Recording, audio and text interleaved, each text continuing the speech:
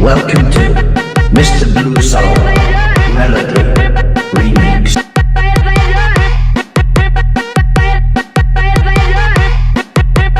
Welcome to Bombay Remix.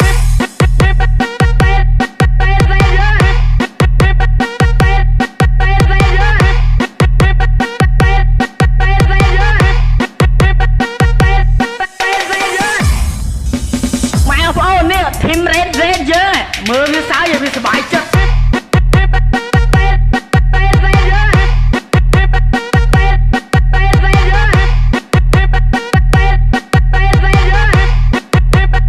Welcome to Bombay Remix.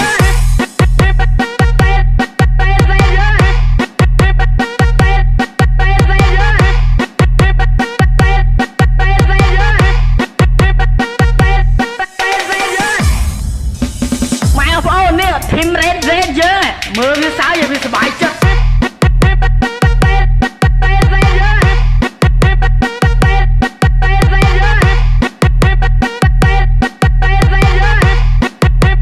Welcome to Bombay Remix.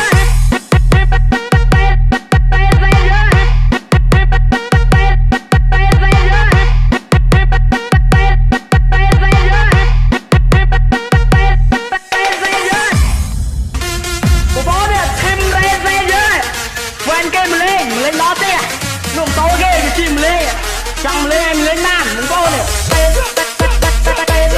chẳng lên em lên nam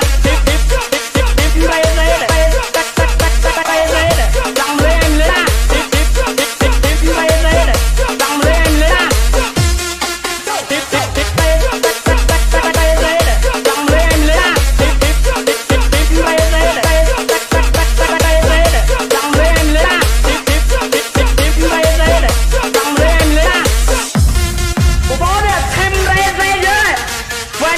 nam lên đó thế nụ tố ghê cái chim lên chẳng lên em lên